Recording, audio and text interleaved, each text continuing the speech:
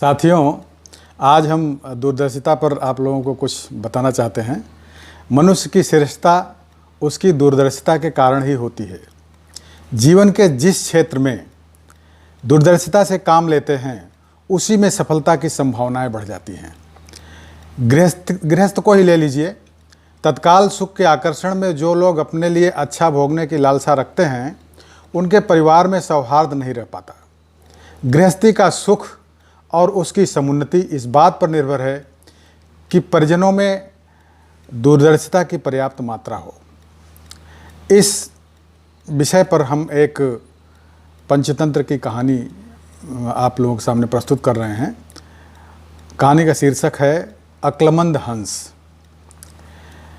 कहानी इस तरह से है।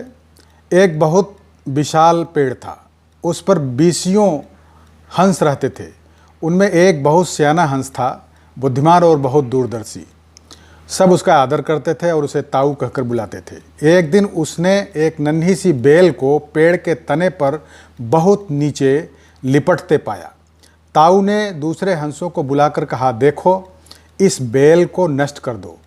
एक दिन यह बेल हम सबको मौत के मुंह में ले जाएगी।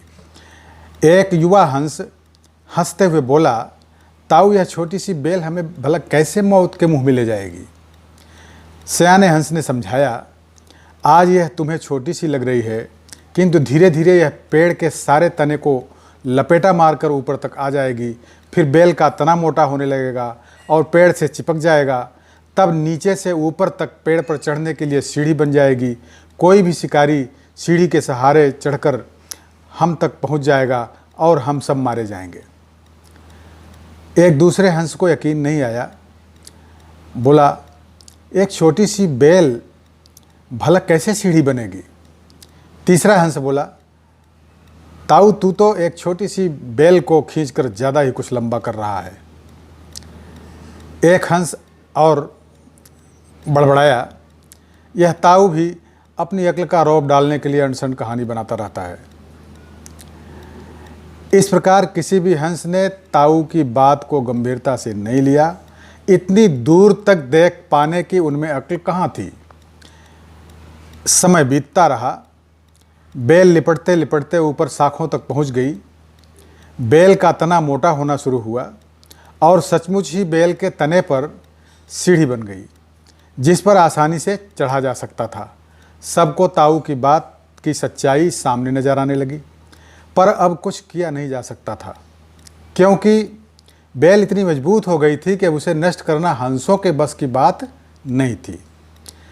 एक दिन सब हंस दाना चुगने जब बाहर गए हुए थे, तब एक बहेलिया उधर आ निकला। पेड़ पर बनी सीढ़ी को देखते ही उसने पेड़ पर चढ़कर जाल बिछाया और चला गया। शाम को सारे हंस लौट आए। पेड़ पर उतरे तो बहेलिए के जाल में बुरी तरह फंस गए।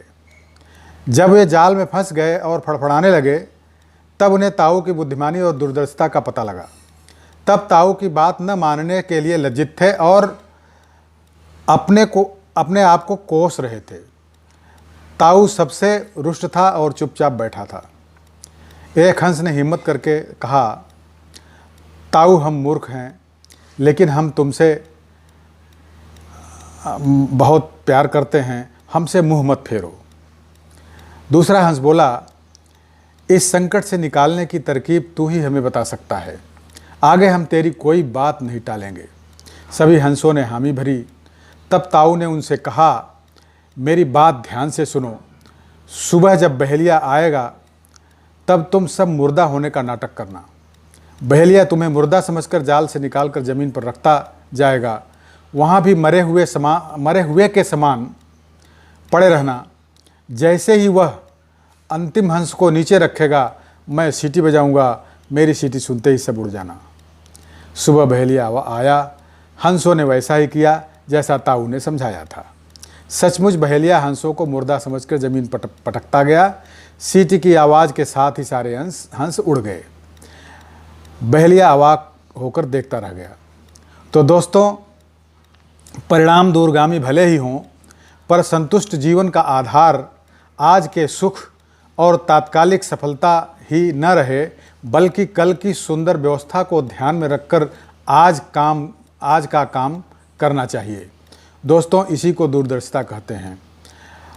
साथियों, अगर कहानी आपको अच्छी लगी हो तो कृपया इसे लाइक करें, शेयर करें और हमारे YouTube चैनल को सब्सक्राइब करने की कृपा करें। धन्यवाद।